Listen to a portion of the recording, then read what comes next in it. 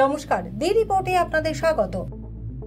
নীলকণ্ঠ অনুযায়ী আগামী 25শে মে লোকসভা নির্বাচন হতে চলেছে পূর্ব মেদিনীপুরে। আর পূর্ব মেদিনীপুরের কাঁথি লোকসভা কেন্দ্রে এবার বিজেপি প্রার্থী করেছে কাঁথি লোকসভা কেন্দ্রের বিদায়ী তৃণমূল সাংসদ শিশির অধিকারীর পুত্র সৌমেন্দু অধিকারীকে। অধিকারী পরিবার সদল বলে বিজেপিতে যোগদান করলেও খাতায় কলমে এতদিন পর্যন্ত বিদায়ী সাংসদ শিশির অধিকারী কিন্তু তৃণমূল সাংসদই ছিলেন।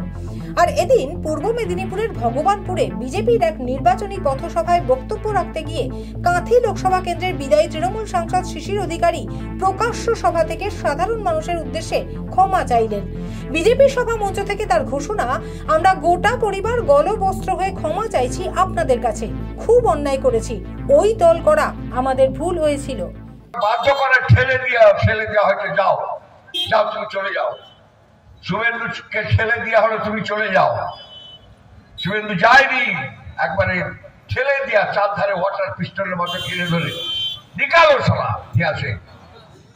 ও নায়গা ওই তাল পাতা সিপাহী এখানে আসবে, শুভেন্দুকে বার করা ঠেলে ছিল আমাদের দিকে অনেক দিয়েছে। আমি আপনাদের কাছে বলি, আজকে গলবস্ত্র হয়ে দলকে দৃঢ় ধারণ করে বলি, খুব অন্যায় করেছি আপনাদের সঙ্গে, খুব অন্যায় করেছি। যা ছিল তা ছিল, নাও যদি ছিল ভালো ছিল, হয়তো অন্য কিছু করতাম, অন্য কিছু করে হয়তো সামনে দাঁড়িয়ে বুক চিতিয়ে আপনাদের কাছে দাঁড়িয়ে থাকতাম। এখানে যারা কোটনাউড়ি মোড়ে সভা করছেন, এখানে আমাদের কিছু বন্ধুর একটা ক্লাব আছে, মাঝে মাঝে ডাক্তার নিয়ে এসে আপনাদের রোগ সেবা করেন। আমি ছিলাম ওইখানে। একটা স্করপিও গাড়ি, সাদা স্করপিও গাড়ি, ওয়েস্ট বেঙ্গল গভর্নমেন্ট লেখা আছে। একটা মানুষ বসছে, সে মানুষ কি হাতি বুঝা খুব মুশকিল। আমি তাকিয়ে দেখলাম কেউ একজন বসছেন। তিনি কে? তিনি পার্থ চট্টোপাধ্যায়। কোথায় গেছিলেন? নালটুর ঘরে গেছিলেন। তারপরে কি আছে না আছে সব আপনারা জানেন, অনেক ইতিহাস আমি বলবো না। আমি আজকে ক্ষমা চাই আপনাদের কাছে, দলকে তৃণ ধারণ করে ক্ষমা চাই। এই কারণে ক্ষমা চাই, আমাদের ভুল ছিল, প্রায়শ্চিত্ত করতে হচ্ছে দাঁড়িয়ে আজকে। গোটা পরিবার আপনাদের কাছে ক্ষমা চাইছে। ওই দল করা বোধহয় অন্যায় হয়েছে। এত বড় চুরি, এত বড় ডাকাতি, এত বড় সর্বশান্ত করে দেওয়া বাংলাকে, ভারতবর্ষের কাছে বাঙালি জাতি বাংলাকে কলঙ্কিত করার এই যে ইতিহাস, আর কোন রাজনৈতিক পরিবারের ভারতবর্ষে নেই, পৃথিবীতে নেই।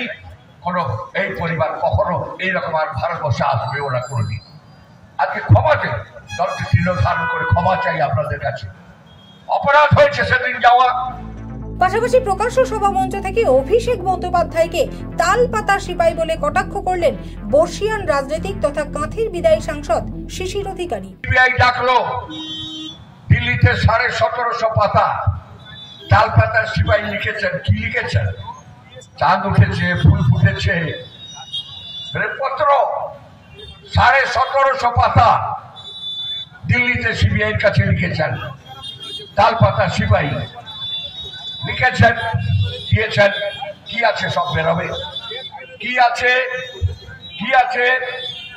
অমৃতা সিনহার কোর্টে 350 পাতা, 350 পাতা হাইকোর্টে জবানবন্দি দিয়েছেন তাল পাতার সিপাহী। কি আছে? ওই টালির বাড়ি আর নেই, 29 খানা পাকা বাড়ির মালিক। মদন মাইতের রিপোর্ট, দি রিপোর্ট। আরো বিভিন্ন খবরের আপডেট জানতে হলে অবশ্যই সাবস্ক্রাইব করুন দি রিপোর্ট চ্যানেলটি, কারণ আপনাদের একটা সাবস্ক্রিপশন আমাদের কাছে অত্যন্ত মূল্যবান। জয় হিন্দ।